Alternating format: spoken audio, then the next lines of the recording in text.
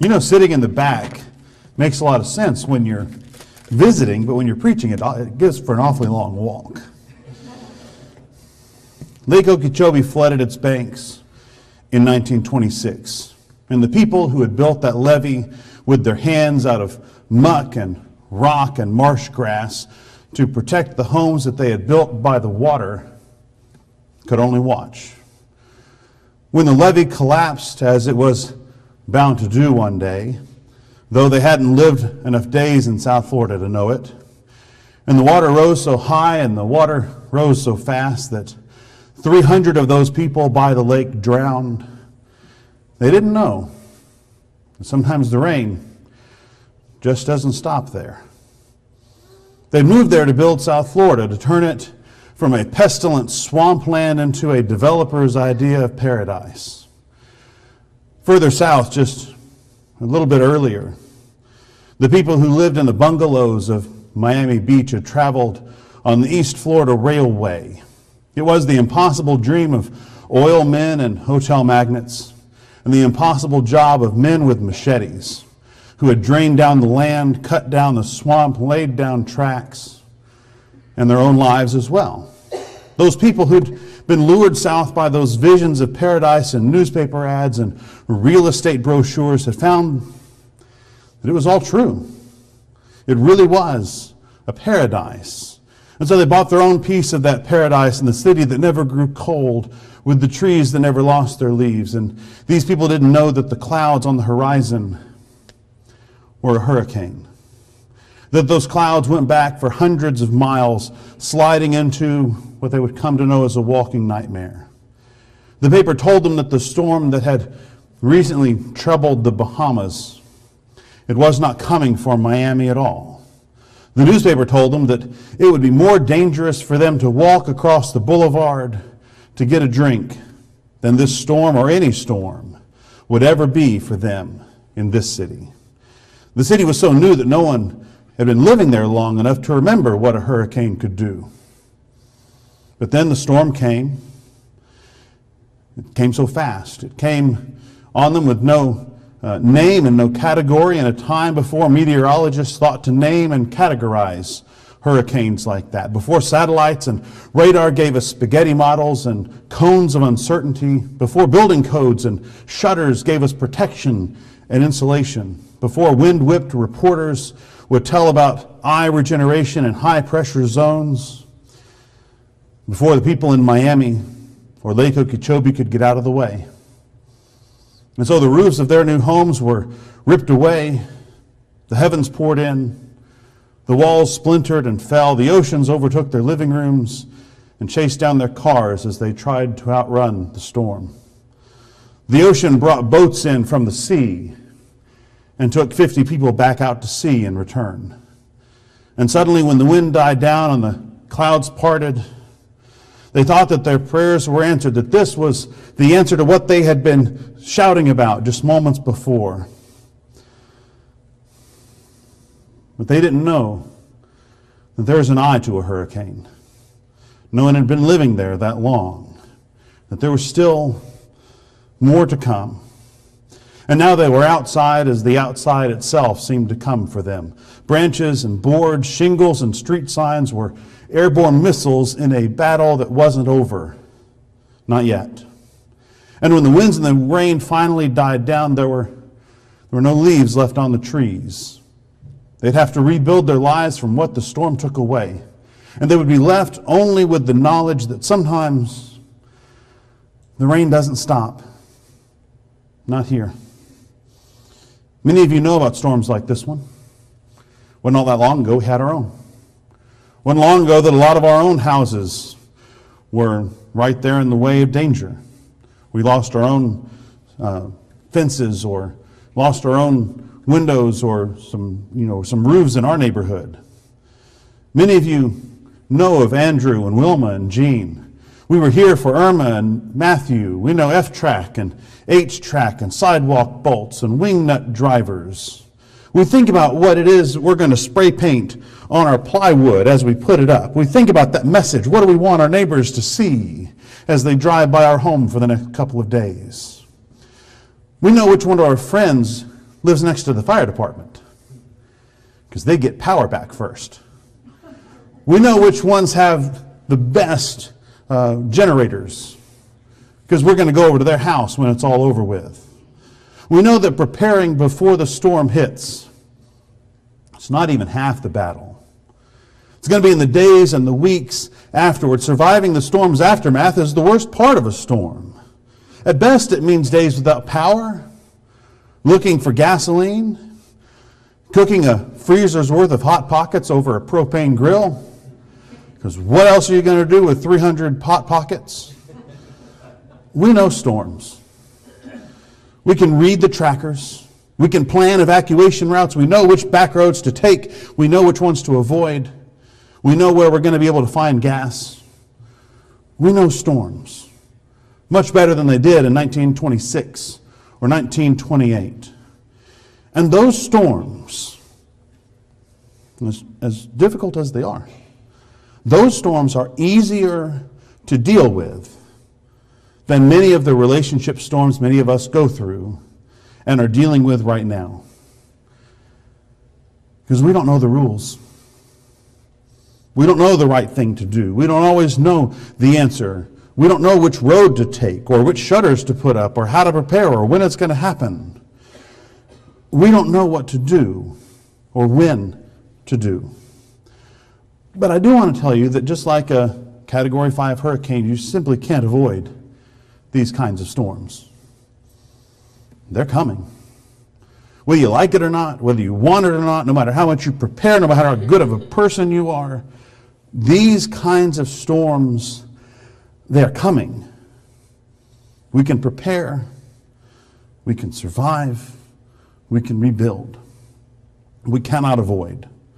So what I want us to do is I want us to, if you turn to your Bibles, go to Luke chapter 15, where we're looking at the parable of the prodigal son. And I want you to know from the very beginning, I understand that this parable is not strictly a friendship, co-worker kind of parable. This is a family parable. He's discussing a father and his two sons. And I think we have to recognize that in this story, the point of the prodigal son is to recognize our relationship with God. Because a parable is two stories laid side by side. And usually we take the time to look at the spiritual application of this parable. And that's right. It is equally right to take the human side of this parable, to understand the story Christ is telling, and that it has just as much time and heart given to the human relationships as it is given to the heavenly relationships. And we have a chance to learn before we have to that in these kinds of storms, the rain's not going to stop. We can't just ignore these kinds of storms.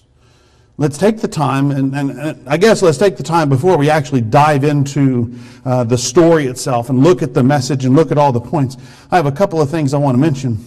First of all, I asked Kevin, I'll blame him. I asked Kevin, essentially, what kind of, length are we looking at here? Like what kind of expectation do we have? And he wouldn't tell me, so I'll be up here until I'm done. You don't have to stay for the whole thing, but I do. But as we dig into the story, and there's going to be a lot of things we're going to be looking at. There's a lot here. And I'll be honest, my usual sermon time is like 25 to 30 minutes. Sometimes I'll go 40 minutes, but it really has to be some really deep material. The more I dug here, the more there was. And so as we go through this, I want us to remember that Christ is telling this parable for this reason. He's telling us because he wants us to have successful relationships. And having successful relationships is not having relationships with no storms. Those storms are going to happen. If you are around a person long enough, they're going to hurt your feelings. If you're around a person long enough, they're going to say things that you don't like. They're going to have opinions that you don't like. There might even be some anger, some yelling going on. If you're around a person long enough, that's just the way those relationships work, no matter who's involved. In fact, as we look at the parable, and we're going to start here in verse 11 of chapter 15, the first thing that I want us to see is that no matter what, we're going to deal with the winds of rejection. Notice what happens in the parable in verse 11, where Christ begins his parable. He says, a man had 2 sons. The younger of them said to his father, Father, give me the share of the estate which falls to me. And so he divided his wealth between them.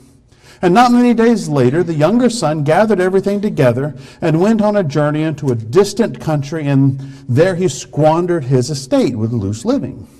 Now, as we look at just this part of the parable, I want us to step back into the shoes of that spiritual meaning we talked about. Because if you know this parable, you know who the Father is. The Father's God. See, the Father is God in this parable. And so, what do we have? We have the fact that God himself had to deal with the winds of rejection.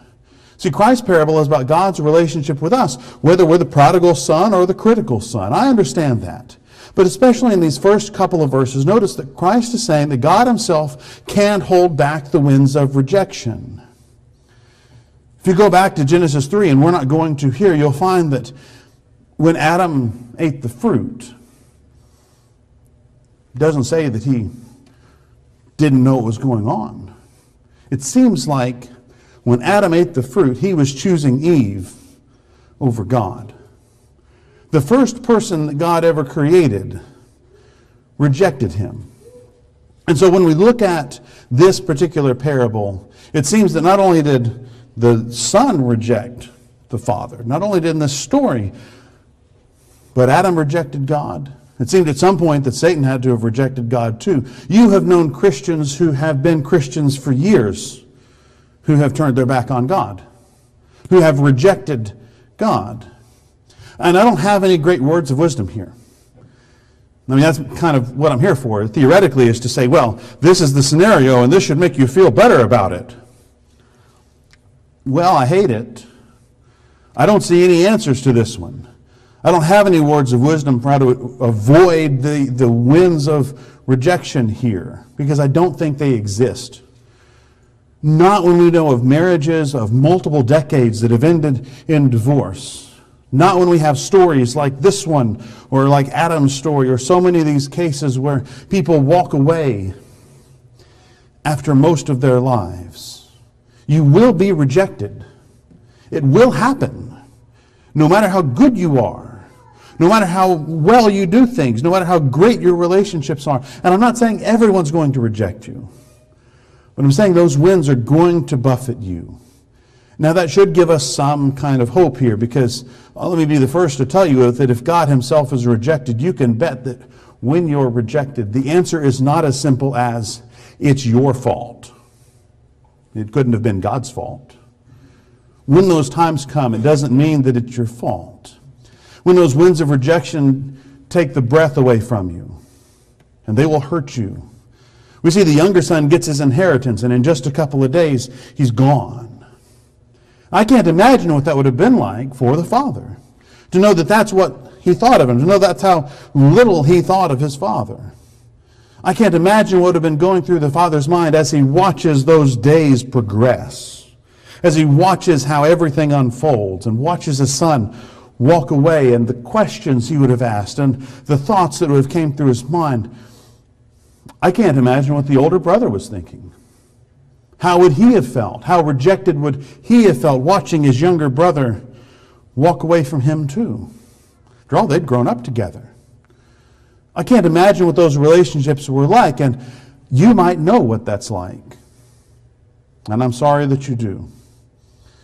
And let me encourage you that if you are going through that, or if you have gone through that, to help someone else endure those winds, because we are made to endure them together, to stand beside someone else as those winds of rejection beat them up, as they beat themselves up, as they ask questions about the past and what they could have done differently and better and what happened. Stand by that person. Put your arm around that person and be there with them as they go through those storms.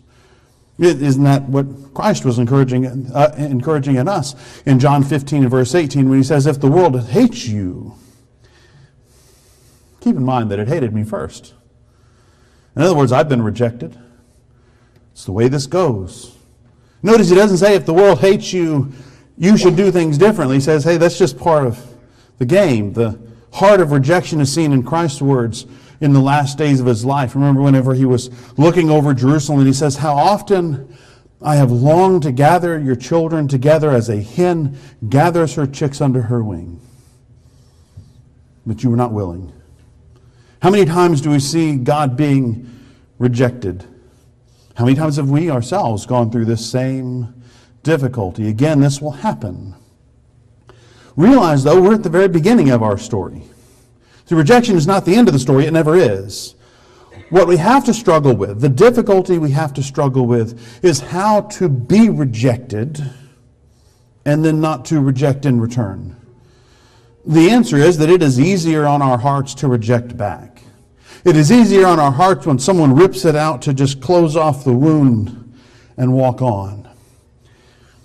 And sometimes that might be the right answer. Not every time. Most of the time, at least in our story, it seems like certainly the answer the Father chose is to wait, to be rejected, and to wait with open arms to find out what the future holds. To be rejected and look for opportunities to do something, whatever it is. He was going to wait for it. And that's going to take heart. It's going to take grace. And the sad part is it's probably going to lead you directly into the paths of what we're going to call the floods of loneliness. See, when you're rejected and you leave that door open, you're going to continue to have to deal with that rejection, as I'm sure the Father did. So when Christ tells this story, he follows the Son. And I think that makes sense to me.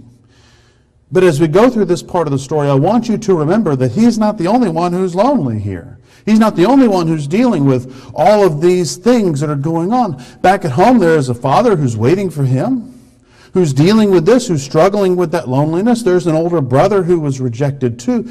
There's plenty of hurt to go around. The more you think about each person involved in this story, the more at least I feel like I've been in each of their shoes at different times. And what they were going through and how they felt.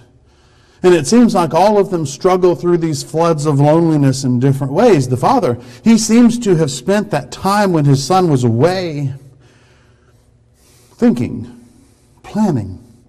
If my son comes back, what am I going to do? What am I going to say? How am I going to handle it? What am I going to do if he ever does come back? If I ever get the chance to do something, how am I going to react? And we'll see that. The son, the older son, let his imagination about the younger brother's exploits get away from him. I'm sure you've never been there before. After all, the older son, I can imagine him working on the farm and doing all the right things and making the right decisions and being the upstanding person, and every single day thinking, well, you know, that younger brother of mine, he's probably out there doing this and doing that and doing the other. Remember, later on in the story, the older son says, well, Dad, you know he's wasted all his money on prostitutes. The story doesn't tell us that. That's what the older son has been imagining. So that's how he's dealing with loneliness. That's how he's dealing with frustration and rejection. Christ tells us about the younger son, though. Christ tells us about his hunger, his poverty, his piteous condition. And yet I want you to notice that when he comes to his senses, his answer was not, I need a better job. His answer wasn't, let me find my bootstraps so I can pull myself up by them. His answer was, let me go to the people who care about me. Let me go back to those people who love me. I may not be able to step back into the same position, but I want to be with those people who care about me. And we see in the text here, it says in verse 17, when he came to his senses, he says, how many of my father's hired men have more than enough bread, but I'm dying here with hunger. My father will take care of me. Now, I don't know what that'll look like, but I know where I can go. Now, even if this means he has to eat a little crow. You've heard that phrase before, right? You have to eat crow. Well, if you have to eat crow, eat it. I don't know if you've heard this phrase or not, but Mark Twain was famous for saying, if you have to eat a frog, eat it first thing in the morning. And if you have to eat two, Eat the big one first. Get it over with. Now, if you're like me, and I'm sure in this case you are, there are some conversations you really need to have. There are apologies you really need to give. There are people that you need to go to and you need to tell them, I am sorry. I am sorry not for what I said, but for the way I said it. I'm sorry for the way that I treated you, even though at the time I didn't think I was doing anything wrong. I'm sorry for treating you as if you were a second-class citizen in our own home. I'm sorry for treating you as if this was true or if that was true. I'm sorry for the way that the storms caused our relationship to fall apart. Why haven't you said it? Why haven't you gone to the person yet? Why haven't you had that conversation that you know you need to have? And you may say, well, they need to apologize first. Have fun with that. Step up. It's only crow. You can get over it. You can move past that too. I'll tell you that if you need to do it, go ahead and grab your fork. Get it over with. Move on with your life, because every day that's a relationship you can't have that day back. You'll never get the chance to make it right today.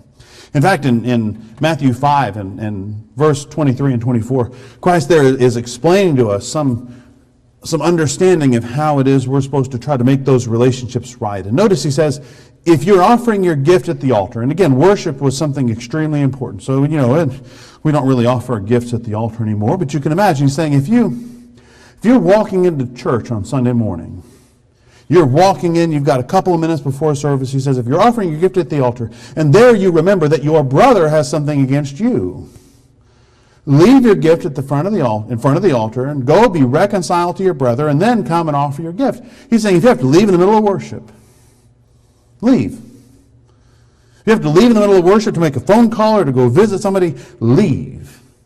Now, I'm going to be the first one to tell you that there's no place I'd rather be on Sunday morning than in worship services. I want to be with my brothers and sisters in Christ. I want to worship God. Christ knows this. He knows how important worship is. And yet he says those relationships, those issues that you've got to face them. Deal with them. Have those relationships back. It is vital that you recognize that one of the goals of loneliness is to push us toward the right kind of relationships.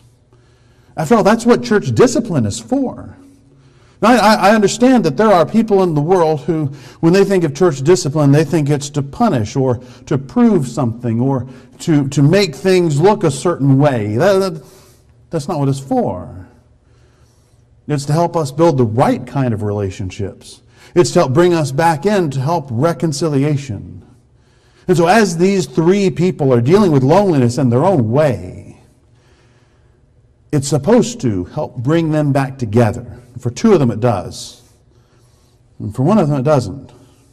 This makes sense. In fact, in 2 Corinthians 7 and verse 10, Paul, he makes this point. He says, godly sorrow brings repentance that leads to salvation and leaves no regret. But worldly sorrow brings death.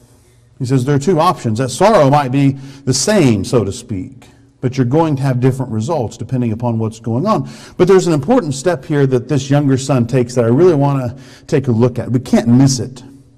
It's in verses 20 to 23, where he's talking about this and he's discussing what he's going to do. But the son then actually does something about it. Now, you might be where the son is to a degree. You might know steps to take. You might know the right thing to say. You might have it planned out. And you're just not doing it. You just haven't done it yet. You just haven't made the phone call. And you say you're waiting for the right kind of time, but I want you to realize that with this younger son, he is going to do something. He is going to make some preparations for security. Now, in a physical sense, we get this. You know people who they put off storm preparations for the last minute.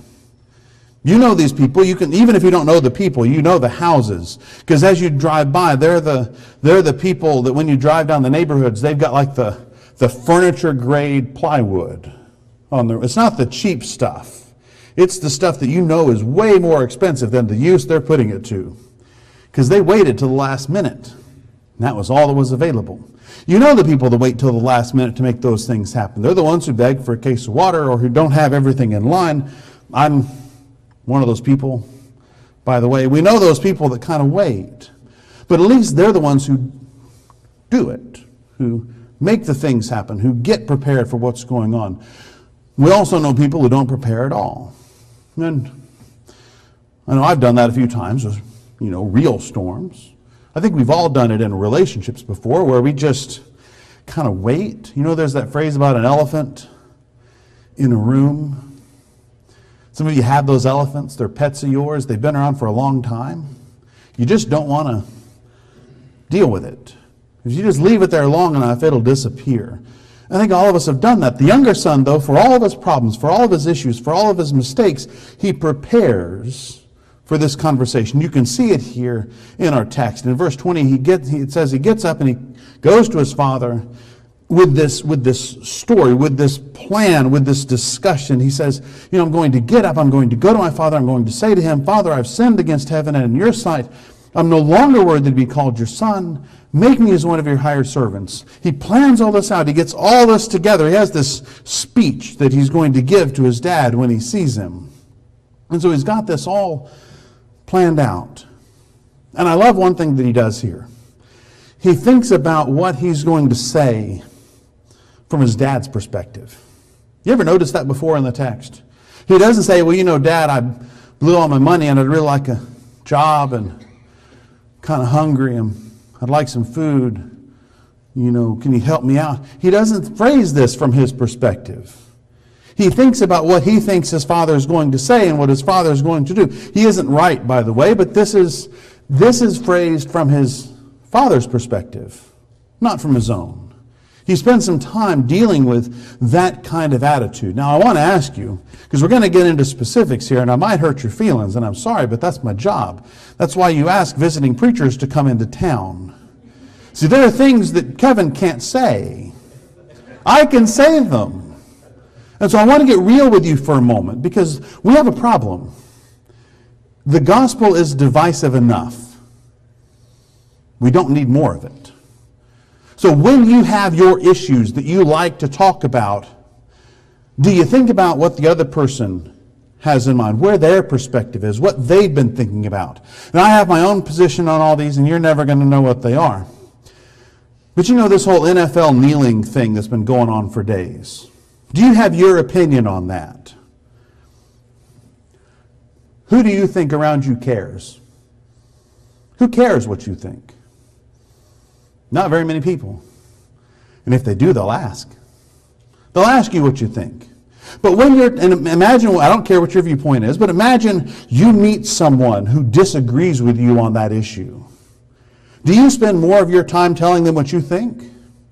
Or do you spend more of your time asking, well, why do you think this? Why do you feel that way? Where's your mind? Where's your heart? Because I can guarantee you, if you're talking to somebody who disagrees with you, they have good reasons for it. They didn't just wake up that day and say, you know what, I think I'll just make everybody mad and have a completely idiotic decision. Nobody thinks that. And so when you have that conversation, when you tell someone everything that you think, take the time to do one of the good things that the younger son did. What's that other person thinking? Why do they think what they do? This goes for political party too. I don't know how you voted. I don't care. But if you're talking to somebody who disagrees with you on an issue, they don't disagree because they're idiots. They have good reasons for that. They have good reasons for having the opinions that they do. And so often we get caught up in this idea that I'm going to tell you what I think. What the father does, or what the son does, is he steps into his father's shoes and asks, how's he going to view this? Where is he going to take this? So whatever it is that you and your friend disagree on, it's vitally important. If you want to have a good relationship, you can disagree.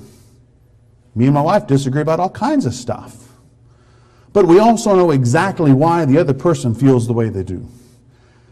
We value that. We appreciate that. We understand why that is the way that it is. And so let's be honest here. It's more important that you save the relationship than that you let them know how you feel. It's more important when you're talking to somebody who disagrees with you, it's more important that you have a good relationship with them than that you both agree on that thing. This is especially true in politics, because let's be honest, no one's ever going to ask our opinion on politics. It's never going to change anything. But we can cause some serious wedges in our relationships because of those kinds of disagreements. So when you're dealing with a relationship storm, it is essential that you know how the other person thinks, how the other person feels. I deal with this in marriage counseling a lot, where I'll sit down with a husband and wife, and I'll explain to them one of the most fundamental rules I have when you have an argument. You have to explain to that other person why what you want is best for them. I think one thing, you think another. Why is what I want better for you? Because if I can do that, then maybe I can help us reach some kind of resolution, because what I want honestly is better for you. If I can't do that, then I'm being selfish. If I can't explain to you why what I want is better for you, why in the world would you want it? It's not better for you. That goes just the same for the other person. They have to do the exact same thing, because you have to understand that other person's viewpoint. And if you can't do that effectively in the relationships that you have, those relationships are going to fail. You're going to face these kinds of storms. You're going to be unprepared when those storms get really bad. If you spend your time telling the other person how you feel or how they should feel, you're going to fail. I spent some time looking at this in the New Testament. Every time I can find, with a few exceptions, when you see it say, my dear brethren, or beloved, most of your versions will have the word beloved. Generally speaking, with a few exceptions, when you see beloved, it means the writer has just gotten through with, or is just about to tell them all the things they're doing wrong. I'm about to tell you something you're not going to like. So why does he say beloved? Why does he say beloved, terrible news? Because he wants them to know that the terrible news isn't affecting their value, but they need to be prepared. I love you.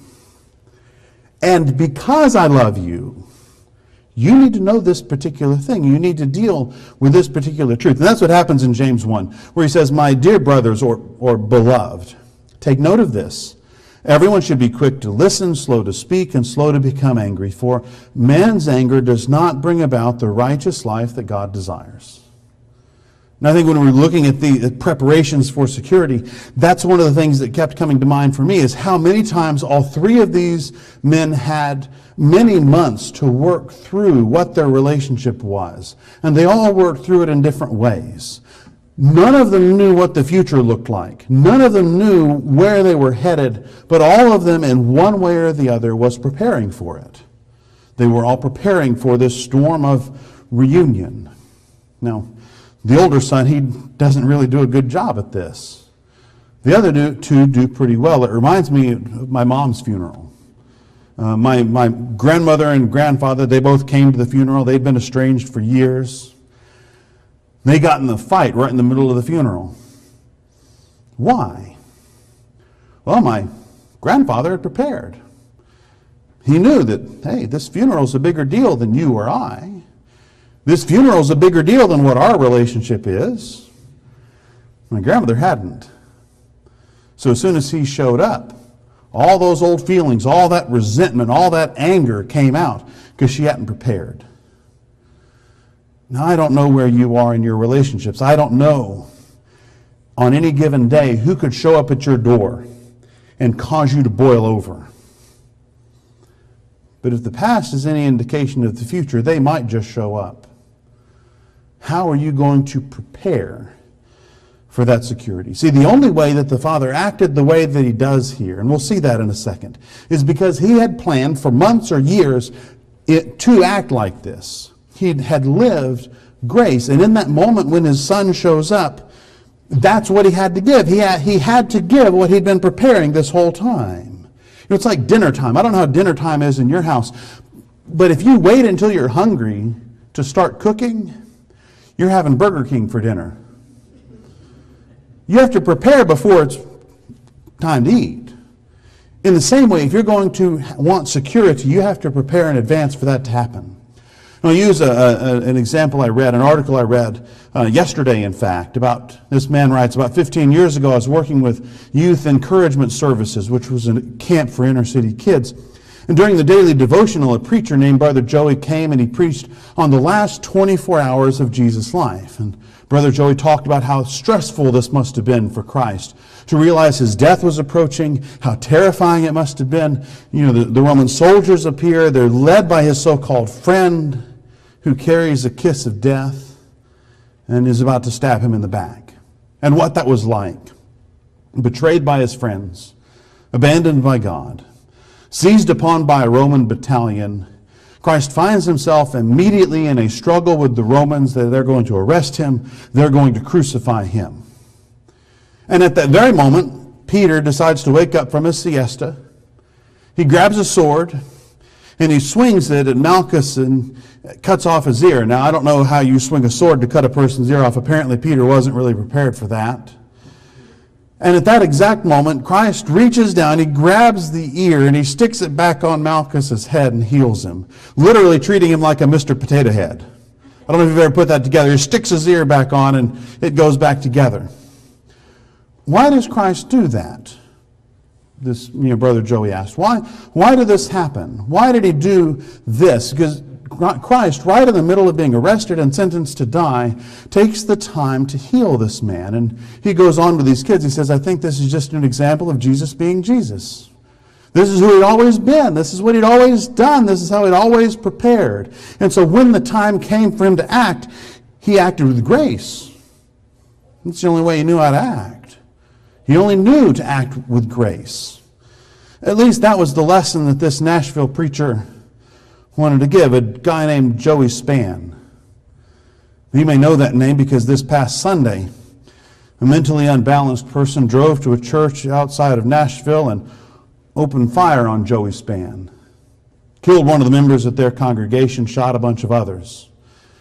And a lot of the news media, they wanted to immediately make this a race issue, or a refugee issue, or this kind of an issue, or that kind of... They wanted to divide people. They wanted to make this about some larger issue. And the church there, they did.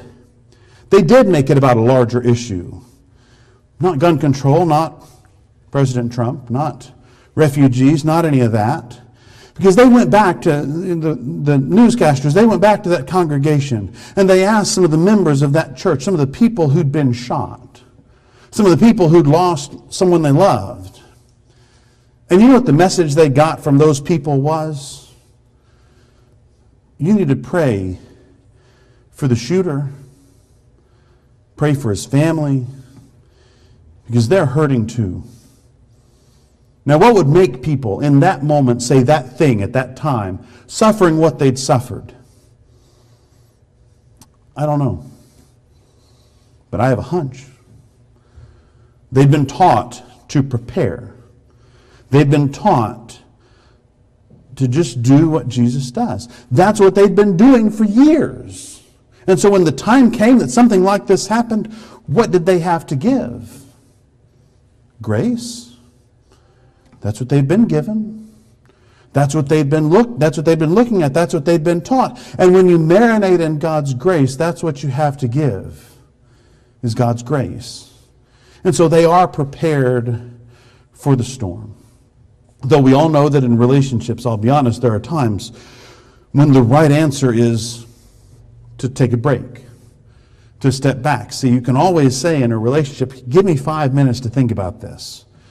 And we get this with hurricanes too. We get the eye of the hurricane, and for us, maybe that could be the eye of honesty. We see this in verse 24, where the father says here at the end of his speech, he says, this son of mine was dead and has come to life again. He was lost and has been found. And they began to celebrate. Now there's a lot of honesty here. And the father gives that to his son and to the people around him.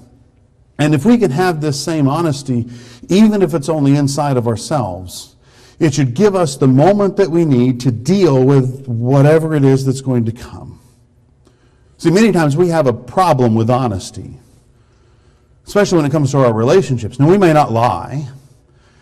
You may be sitting here and you may say, well, I don't tell lies. I always tell the truth. I don't lie like that. I don't have a problem with honesty. But you know, sometimes we like to replace honesty with other things. We like to replace it with excuses, anger, hide it in bluntness or sarcasm or humor. We will do whatever we can to take that elephant that's in the room. Instead of being honest about it, we'll set up mirrors around it. We'll try to confuse what's going on from ourselves. And we're not trying to hide it necessarily from anybody else, so that's what we say. But we are trying to hide it from ourselves. Sometimes we see honesty kind of sneaking around in the corners of our vision, and yet we just don't want to admit it. At some point, we need to learn to embrace honesty. Notice what the Father does here. He doesn't say, the son of mine was gone and now he's back. He doesn't say, well, you know, he was facing some hard times. He was trying to do some things that maybe he shouldn't have been doing. And now he returned. He says, no, he was dead. And now he's found. He was lost. Or he was dead, now he's alive. He was lost, and now he's found. He doesn't try to couch the truth in some kind of other way of looking at things. He's honest. And this honesty helps him to deal with all the things that are going to happen. This may be true in your relationships too. There may be some issues in your life or in the life of those you love that you need to stand up and face some honesty. You need to face some truth here. This comes with, in talking to a lot of friends of mine who are dealing with drug and alcohol dependency. We like to think that they're going to get better, that one day everything will be back to the way that it used to be. I have news for you. It'll never be the way that it used to be. It may get better, but it won't go back to the way that it was. This is always going to be a struggle that you will deal with. If you are dealing with drug or alcohol dependency issues, you have hope. You can get better. You can improve. You can get your life back. But it's never going to go back to the way it was before. And if you have family members that are dealing with this is going to be a struggle for the rest of your life. It may get better. They may have sobriety for 10 or 15 years. A friend of mine has been sober for 20 years, and he says it's still a struggle, even as long as it's been. You may have friends or family members who are dealing with mental illness or depression. I myself have been taking antidepressants for a couple of years now. My wife has too. Let me be the first to tell you that will never get back to the way that it used to be. As far as I know, ever. It's always going to be a struggle. It's always going to be a ghost in the background that I'm going to deal with. That's honesty. And if you're dealing with temptation, for example. So one of the lies that I remember believing early on in being a Christian was that one day I would overcome temptation. One day, if I worked enough, if I struggled enough, if I built up my tolerance or whatever, then I would no longer deal with these temptations. I wasn't being honest with myself. That's not honesty. That's delusion. Facing the issue that I'm always going to struggle with temptation. I'm always going to struggle with fear or with difficulties or with whatever those issues are for you. That's going to help you deal with whatever it is that's going to come. And that's what happens with the Father. Because he's able to say, my son was dead, and now he's alive, that's going to set in motion the concept that all these other things that I'm going to deal with don't matter in comparison to this one. I'll deal with these struggles because the alternative is far worse. So if you could spend some time in this eye of honesty, maybe taking a step back and asking some very simple questions about those relationships in your life. And the first one that I've always encouraged people to ask is very simple. What do I want? Like really, what do I want? What do I want from this relationship? What do I want from these circumstances? What do I want from this conversation? When you start a conversation with somebody that's a difficult one, before you have that conversation, you need to ask, what do I want? What result do I want from this? What am I going to call success here? What's the best I can hope for? What's the worst that could happen? And right now, what would success look like for me? Because success for you may be something as simple as, I want them to know that I love them. Success in that conversation may be something as simple as, I want them to know that I'm going to be here for them no matter what. Success may be something as simple as, I want them to know that they do not embarrass me, that I love them, that I will always be here for them with open arms, willing to talk about whatever it is they're struggling with. If you define success before you go into the conversation, then you're going to be able, in this eye of honesty that we're talking about, to understand what your goals are, to understand beforehand how you can understand what success is, how you can approach that relationship storm. We see some of this discussed in different ways in Romans chapter 12. In verses 17 through 19, he says, never pay back evil for evil to anyone. Respect what is right in the sight of all men, and if possible, as far as it depends on you, be at peace with all men.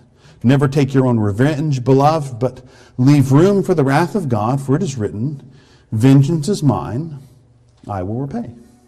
Now notice here again, you see that word beloved. He's getting ready to drop a hammer on him, so he drops that word in there. Listen, I love you, but you've got to deal with this issue. He tells them, listen, as far as it depends on you, be at peace with all men, and never take your own revenge. He's encouraging them here. Understand what your goals are, understand what your values are, and understand that it's easy in that moment to say things you don't really mean.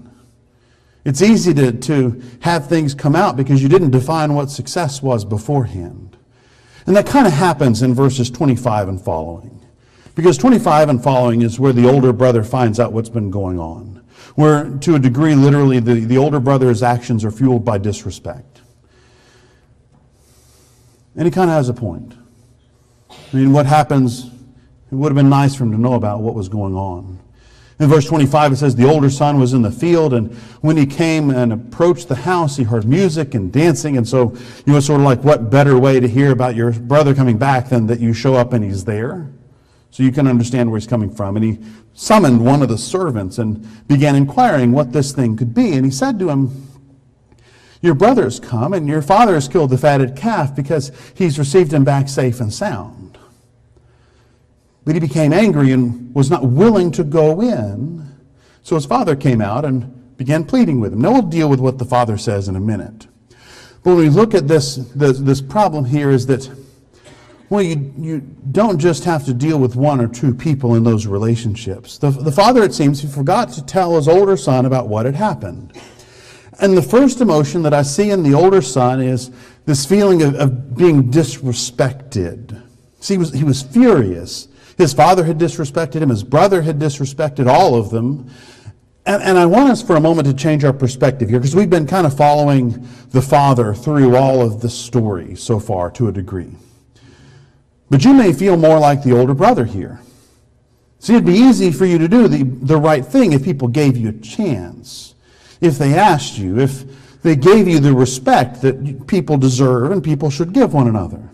You might feel disrespected like the older brother here does. And again, as I'm looking at his story, I can see his point. It makes sense to me.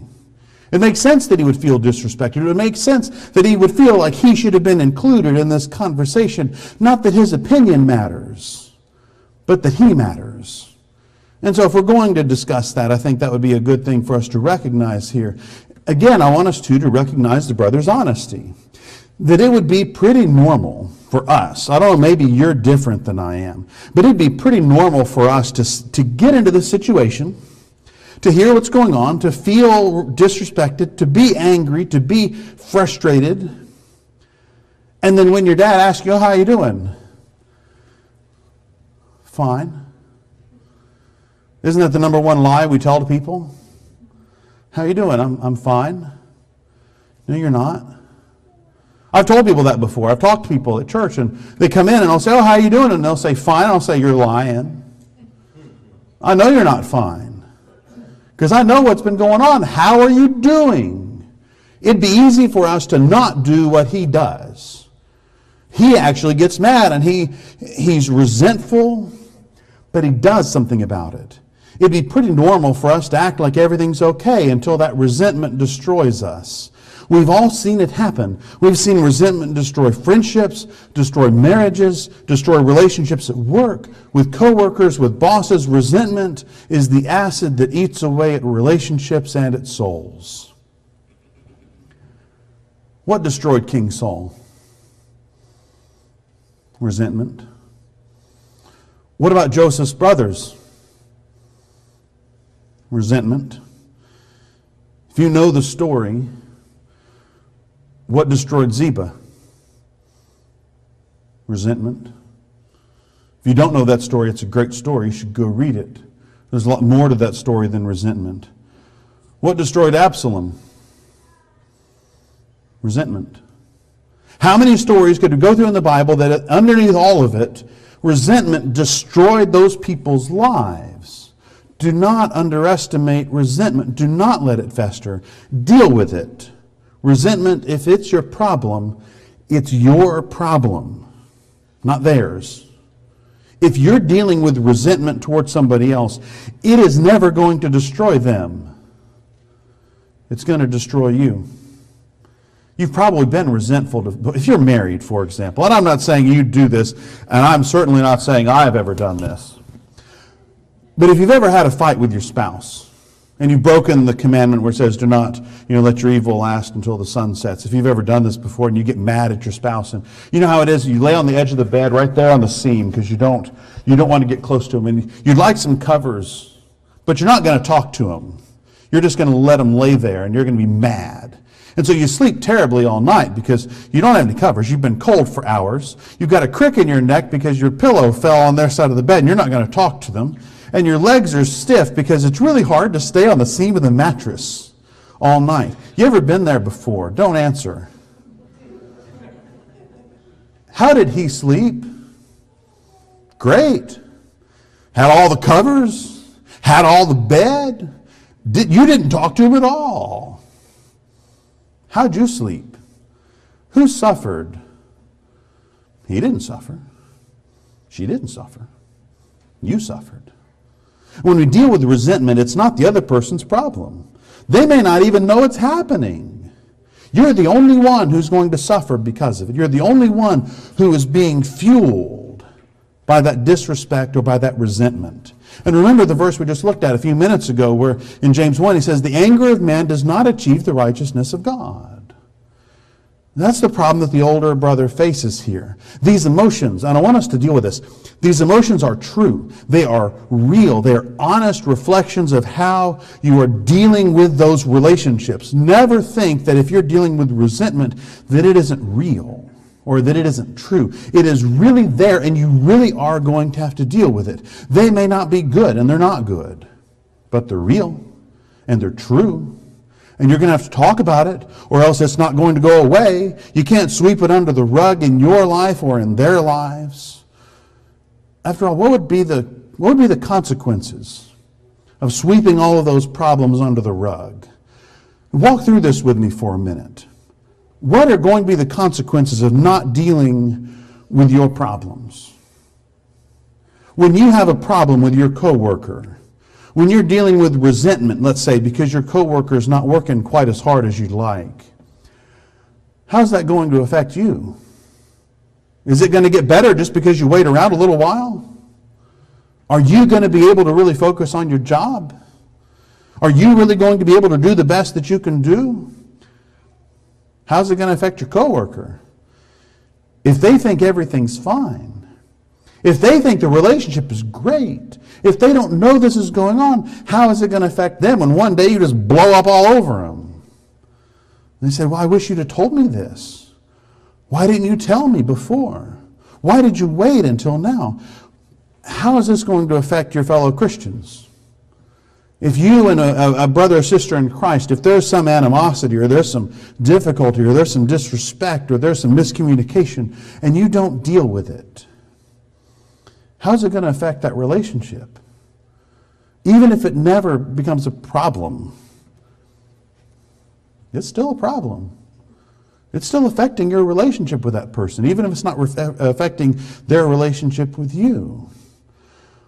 What about your spouse? I can't tell you how many people I've talked to in counseling, not in counseling, who tell me things that they've never told their spouse. Well, I don't really like it when he... Have you told him? Well, no, I would never tell him that. And you wonder why you're having issues.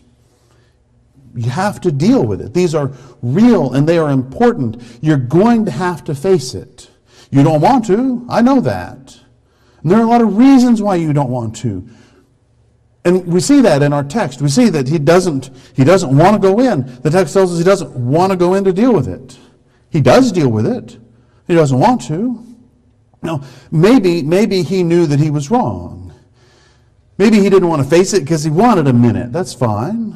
I can't judge his motives. It's hard enough for me to judge my own motives sometimes, much less somebody else who's in a book and a parable that Christ told 2,000 years ago. Maybe I can judge my own motives. Maybe we can work through how we can deal with that disrespect or that animosity that we're feeling, because we have to deal with it. Because when we do, that gives us an opening to rebuild toward unity. I guess we really should recognize how each one of them in their own different ways try to do a better jobs of reuniting and rebuilding than we often do. The younger son, he returns, he begs, he repents, he tries to step into his father's shoes, he tries to understand what he thought his father would be thinking. The older brother, he was furious, he was jealous, he was resentful, he was honest, he talked about it. It's like that line that, we often use, that we mentioned a minute ago, where we say, I'm fine. As we look back through the story, couldn't each one of them have said that? Couldn't each one of them have said, you know what, I'm fine. I'm fine. I don't need any help. I'm not really struggling with this. You ever said that to somebody when you weren't fine? So you can't build a relationship on that, much less rebuild a relationship. See, for all the older son's faults, we can learn something from him in this conversation that happens afterward in this. When we look in verse 31 and 32 of our text, we find here where the brother says to him, look, for so many years I've been serving you, and I've never neglected a command of yours, and yet you've never given me a young goat that I might celebrate with my friends. But when this son of yours comes back, who has devoured your wealth with prostitutes, you kill the fatted calf for him. Now, we can get mad at what he says, but I can't really get mad at the fact that he says it. After all, that's the only way they're going to be able to rebuild this relationship, is to actually deal with these particular issues. For all of the older son's faults, we can learn that he was going to talk about it. Now, obviously, though, the father is the one we're really going to look at, because verses 31 and 32 really focus on him and his response. Because he says to his son, son, you've always been with me, and all that is mine is yours. But we had to celebrate and rejoice, for this brother of yours was dead and has begun to live, was lost and has been found. And so you notice at the end of the story, he rebuilds back on that old phrase we saw earlier on. That's where we get back this foundation that he's built this relationship on. But notice what could have happened. Now, I'm not going to say that you do this. But when the older son goes to his dad and says, look, I've been serving you. I've never neglected a command of yours. You've never given me a young goat. This son of yours who's wasted your living on prostitutes, and you've killed the fatted calf for him. Those are some points. Now, if you argue like a lot of people I know argue, you would have taken what he said and you said, listen, first of all, you're ungrateful. Second of all, I gave you everything back when you left. If you go back to the original verses of the story, he gave his older son his share of the inheritance as well. He says, besides the fact that you said you never neglected my command, well, what happened last time I asked you to go rake out the barn, huh? That happened a couple of weeks ago. You didn't do that like you were told. Don't we argue like that? Where we take what they say and we try to argue about those individual points. Well, what you said this, but that's not really true. You argued this, but that's not really true. He could have pointed out all of the times that he had given his son and his friends these different things. He could have pointed out the fact that every bite of food that he gave his son was what he'd given his son. He could have talked about his son's failings, whatever they might have been, just like we can with our friends. Just like we can with David. I like David. David's a great king of Israel. And yet at the end of his life, in 2 Samuel 22 and verse 22, there's an interesting verse there where David says, I have kept the ways of the Lord and have not acted wickedly against my God. Now wait a second, David. Hold on here. You're saying that you have never acted wickedly against God. And yet you also say in the Psalms, my sin is ever before me. Which is it? Have you acted wickedly or haven't you? What do you call David? What do you call Bathsheba and Uriah and that whole situation? See, why doesn't he do that? Why doesn't he blame? Why doesn't he engage with his son about his obvious inconsistencies? After all, that's what we do. We get in an argument with somebody and we want to bring up all the inconsistencies there. Maybe it's because he wanted to focus on what was really important. He wanted to focus on what was really mattered. None of this matters. Essentially what he's saying to his older son here in verse 32 is, it doesn't matter. The past, it is what it is, and we'll deal with it another day. What matters today is that your brother is alive, that he's here. And I think sometimes we have to ask ourselves, what really does matter? What's the most important thing in these relationships that we're involved in? He understands that the lost need to be found, even if it makes us look bad. The dead need to live, even if it costs me my pride. Unity needs to be restored, even at the cost of those points I could have scored in an argument that was meaningless and that we're both going to forget about. Because in relationships, unlike in hurricanes, the rains don't just stop. It doesn't just stop raining because we ignore it long enough. It's going to keep raining. It's going to keep destroying our life until we deal with it, until we repair those relationships, until we rebuild. We can't avoid the storm. We can't wait it out. It's coming. All we can do is prepare and survive. See, in Ephesians 4 and verses 2 and 3, Paul here tells the church, he says, be completely humble and gentle. Be patient, bearing with one another in love. Make every effort to keep the unity of the Spirit through the bond of peace. Now, if those verses aren't about the way that we deal with the relationships, I don't know what is. And those are all things that are difficult. Those are all things that are hard for us to deal with. And yet those are exactly the kinds of things that all of us, if we were honest, need more of. More humility, more gentleness, more patience, more forbearing, sometimes even a little more effort. Effort to get inside the mind of the person we're talking to, asking what really matters, asking what's really important. Letting them know that we love them, letting them know that we're there for them. And that's difficult to do. But I'll be honest with you. The reason that it can work is because that's exactly what we've been given. We've been given grace. We've been given forgiveness. All God is asking for us to do in those relationships is give to others what He's given to us. Of course, maybe you're here this evening and you haven't been given that. You accepted Christ or become part of the family of God, been given forgiveness and grace. It's available to you. It's yours if you're willing to take it. Yes, you're going to have to do some things. You believe in Christ, and you're here. You're hearing the message. You know who Christ is. You know what He's done. You're willing to do what that belief requires, confessing His name before men, turning away from the sin that's in your life, being baptized for the forgiveness of those sins. If you need to do those things, certainly now is the time to do that. For a lot of you, you are part of the family of God. You might be like the prodigal son. You might be like the older son, the critical son. There's some things in your life you need to change. You need to repair those relationships. And maybe it's been public, so you need to come forward publicly. For most of us, those relationships, they're not public. It's not a public feud. It's not a public problem. But it may be a time that certainly you need to fix it. You need to, as we sing the invitation song, you don't need to come forward and talk to people about it. You could use prayers, certainly. But what you need to do is you need to go to that brother or sister in Christ. You need to go to that person to make those things right. And maybe for you, the invitation isn't a time for you to come forward, but it's a time for you to make some plans. Plans to do things right, to have the right attitude, or to think about things in a different way. If there's any way, though, that we can help you, come now while we stand and sing.